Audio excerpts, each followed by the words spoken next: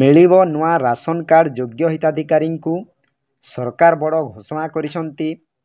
ଆସନ୍ତା 20 ତାରିଖରେ ଏହି ନୂଆ ରାସନ କାର୍ଡ ମିଳିବ ବୋଲି ସରକାରଙ୍କ ପକ୍ଷରୁ ସୂଚନା ମିଳିଛି। ତ କେଉଁପରି ରାସନ କାର୍ଡ ମିଳିବ ଏହି ଭିଡ଼ିଓ ମାଧ୍ୟମରେ ମୁଁ ଆପଣମାନଙ୍କୁ ସବୁକିଛି ଡିଟେଲ୍ସ କହିବି। ସେହି ରାସନ କାର୍ଡର ଲମ୍ବା କେତେ ରହିବ ଏବଂ ଓସାର କେତେ ରହିବ ଏବଂ କେଉଁ କାଗଜରେ ତିଆରି ହେବ, ସବୁକିଛି ଡିଟେଲ୍ସ ମୁଁ ଆପଣମାନଙ୍କୁ ଏହି ଭିଡ଼ିଓ ମାଧ୍ୟମରେ କହିବି। ଆପଣମାନେ ଭିଡ଼ିଓକୁ ସ୍କିପ୍ ନକରି ଲାଷ୍ଟ ପର୍ଯ୍ୟନ୍ତ ଦେଖନ୍ତୁ। ତ ଦେଖନ୍ତୁ, ଏହି ନୂଆ ରାସନ କାର୍ଡଟି କେଉଁମାନଙ୍କୁ ମିଳିବ ଆପଣମାନଙ୍କୁ ଏହି ଭିଡ଼ିଓ ମାଧ୍ୟମରେ ମୁଁ ଆଲୋଚନା କରିବି। ଆପଣମାନେ ଧ୍ୟାନ ଦେଇକି ଭିଡ଼ିଓକୁ ଦେଖନ୍ତୁ ଏବଂ ଭିଡ଼ିଓକୁ ଗୋଟିଏ ଲାଇକ୍ କରନ୍ତୁ। ମୋ ଚ୍ୟାନେଲକୁ ପ୍ରଥମେ ଆସିଥିଲେ ଗୋଟିଏ ସବସ୍କ୍ରାଇବ୍ କରି ଅଲ୍ ନୋଟିଫିକେସନକୁ ଅନ୍ କରନ୍ତୁ, ଫଳରେ ଏହିପରି ହେଲ୍ପଫୁଲ୍ ନୂଆ ନୂଆ ଭିଡ଼ିଓ ଆପଣମାନଙ୍କ ଠାରେ ପ୍ରଥମେ ପହଞ୍ଚିବ। ତ ଖବର କାଗଜ ଗୁଡ଼ିକରେ ମଧ୍ୟ ପ୍ରକାଶ ପାଇ ସାରିଲାଣି।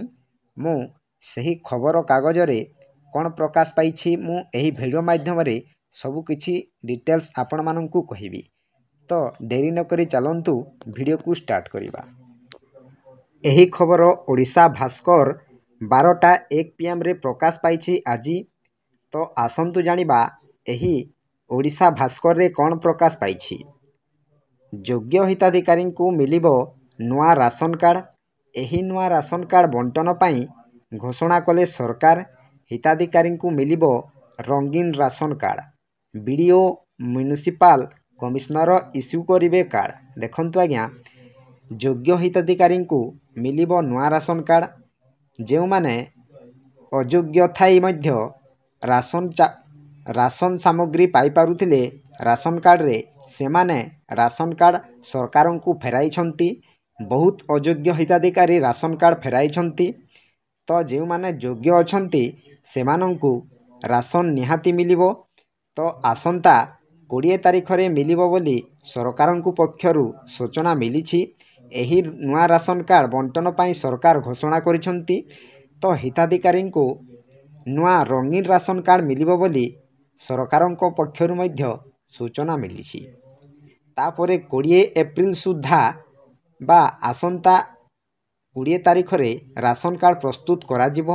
ବ୍ଲକ ଓ ULB ଅଧିକାରୀଙ୍କୁ କାର୍ଡ ବଣ୍ଟନ ବିଡ଼ିଓ ଓ ମ୍ୟୁନିସିପାଲ କମିଶନର। ଦେଖନ୍ତୁ, ଯାଞ୍ଚ ପରେ ନୂଆ ସଦସ୍ୟଙ୍କୁ ସାମିଲ କରାଯାଇପାରିବ। ଏନେଇ ଖାଦ୍ୟ ଯୋଗାଣ ଓ ଖାଉଟି କଲ୍ୟାଣ ବିଭାଗର ସୂଚନା ମିଳିଛି। ଦେଖନ୍ତୁ ଆଜ୍ଞା, ସବୁକିଛି ଯାଞ୍ଚ ପରେ ନୂଆ ସଦସ୍ୟଙ୍କୁ ସାମିଲ କରାଯାଇପାରିବ। ଏନେଇ ଖାଦ୍ୟ ଯୋଗାଣ ଓ ଖାଉଟି କଲ୍ୟାଣ ବିଭାଗରୁ ସୂଚନା ମିଳିଛି। ଯେଉଁମାନେ ଏପର୍ଯ୍ୟନ୍ତ EKYC କରିନାହାନ୍ତି ସେମାନଙ୍କୁ ମୋର ଅନୁରୋଧ, ଆପଣମାନେ ଦୟାକରି EKYC କରନ୍ତୁ ଏବଂ EKYCର ତାରିଖ ମଧ୍ୟ ବଢ଼ାଯାଇଛି।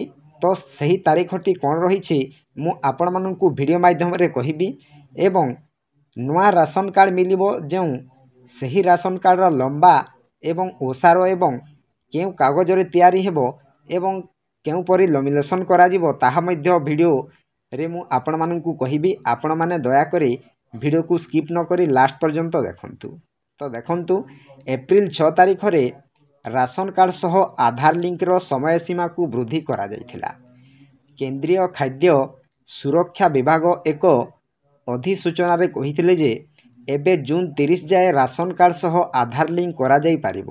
ଦେଖନ୍ତୁ ଆଜ୍ଞା, ଏପ୍ରିଲ 6 ତାରିଖରେ ରାସନ କାର୍ଡ ସହ ଆଧାର ଲିଙ୍କର ସମୟସୀମାକୁ ବୃଦ୍ଧି କରିଥିଲେ ସରକାର।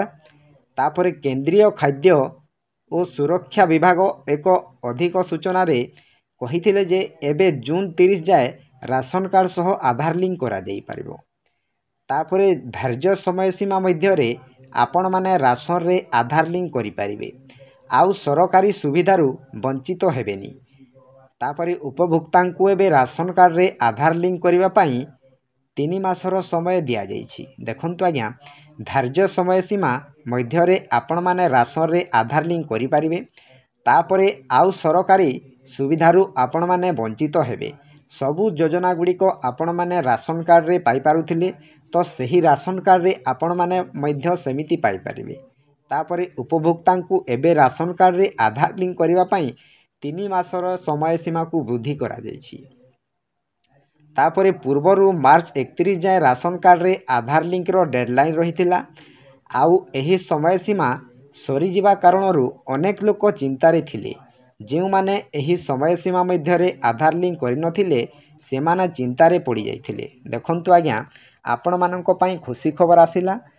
एही राशन कार्ड विषय रे सरकार बड़ सूचना दैछंती जे पूर्वरु आपण माने मार्च 31 जाए राशन कार्ड रे आधार लिंक रो डेडलाइन थिला बा शेष तारीख थिला। एबे सरकार एही समय सीमा सरी जिबा कारणरू अनेक लोक बहुत चिंतारे थिले एवं सेमाने निजे भाबुथिले जे शेष तारीखटी आसी जाइछि तो एबे मु कोन करबी। राशन कार्ड रे जेउ राशन सामग्री मिलुथिला मते एबे मिली पारिबो नाही। तेणु लोक माने बहुत चिंतारे थिले। तापरे जेउ माने आधार लिंक करि नथिले सेमानंको मुंडरे गोटिए चिंता चलीथिला कि सेमानंको राशन कार्ड कटि जिवो एवं सेमाने आउ राशन पाई पारिबे नाही। हेले केंद्र सरकार एबे सेमानंकु आश्वस्त करिछंती। देखंतु आज्ञा जेउ माने आधार लिंक करि नथिले सेमानंको मुंडरे गोटिए बोझ थिला जे एवं चिंता भी थिला सेमानंको राशन कार्ड कटि जिवो। तो सेमाने भाबुथिले जे मोर राशन कार्ड टी कटि जिवो हेले मु एबे राशन सामग्री पाई पारिबी नाही किंबा कोनोसी सरकारी योजना गुड़िक मध्य पाई पारिबी नाही। तेणु सरकार एबे सही तारीखटी बढ़ेई देइछंती। तापरे मार्च 31 जाए राशन रे ई-केवाईसी अपडेट पाई डेडलाइन रहिथिला। एहा परे राष्ट्रीय खाद्य सुरक्षा अधिनियम अंतर्गत कार्ड रे थिबा समस्त व्यक्ति को ई-केवाईसी कराइबा बाध्यतामूलक रहिथिला। देखंतु आज्ञा मार्च 31 जाए राशन कार्ड रे ई-केवाईसी अपडेट पाई डेडलाइन रहिथिला। एहा परे राष्ट्रीय खाद्य सुरक्षा अधिनियम अंतर्गत कार्ड रे थिबा समस्त व्यक्ति को ई-केवाईसी करिबा बाध्यतामूलक रहिथिला। तो एबे सरकार योग्य हिताधिकारी को राशन कार्ड बांटिबे। आसंता 20 तारीख रे सरकार बा एप्रिल 20 तारीख रे सरकार राशन कार्ड बांटिबे। तो सही राशन कार्ड रो लंबा एवं उसार कौन रही आसंतु जानिबा। देखंतु नुआ राशन कार्ड रो दैर्घ्य 6 इंच एवं प्रस्थ 4 इंच विशिष्ट हेबो।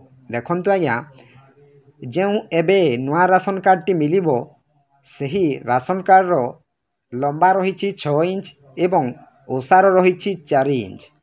तो एही परि भाबरे राशन कार्ड तैयारी हेबो। तापरे एथिरे 170 जीएसएम रो ग्लोसियार कागज व्यवहार हेबो। एथि सहित पीपीएच एवं एएवाई कार्ड को रंगीन करा जिवो। केवल सेतिकी नुहे 120 माइक्रोन लैमिनेशन सीट मध्य प्रस्तुत हेबो। एही लैमिनेशन रो जैकेट साइज रो दैर्घ्य 6.2 इंच एवं प्रस्थ 4.2 इंच। ए नै खाद्य काउटी कल्याण मंत्री कहिसंती जे एही परि भाबरे राशन कार्ड तैयारी हेबो। तो आपण माने जानि पारिले राशन कार्ड रो लंबा एवं ओसार कोन रहिछि। तापरे तेणु एहाकू आखि आगरे रखी गाइडलाइन को जून 30 जाए बढ़ाई दिया जाइछि। कहा जाइछि कि जदि जून जाए राशन रे थिबा सदस्यों ई-केवाईसी बा आधार लिंक होई नाही तेबे राशन रे तांकू ना को काटी दिया जिवो। देखंतु आज्ञा आहुरी शेष सुजोग सरकार देइछंती। जदि सही तारीख विषय आपण माने ई-केवाईसी न करिवे ताहेरे राशन कार्ड रु ना काटी दिया जिवो बोली कहिछंती। देखंतु एहाकू आखि आगरे रखी डेडलाइन को बाद शेष तारीख को जून 30 जाए बढ़ाई दियाछंती। आपण माने जून 30 भितरे ई-केवाईसी करंतु। जदि आपण माने राशन कार्ड रे ई-केवाईसी जून 30 तारीख भितरे न करिवे ताहेले आपण मानकर राशन कार्ड टी कटि जिवो। तापरे आपण माने राशन रु सामग्री पाई पारिबे नाही। तापरे कहा जाइछि कि जदि जून 30 जाए राशन रे थिबा सदस्यों ई-केवाईसी बा आधार लिंक होई नाही तेबे आपण मानकर राशन कार्ड रु ना काटी दिया जिवो बोली सरकारक पक्षरु सूचना मिलिछि। तो आपण माने यथाशीघ्र आपण मानकर पंचायत को जाई राशन कार्ड रे ई-केवाईसी करंतु ବା ଆଧାର ଲିଙ୍କ୍ କରନ୍ତୁ।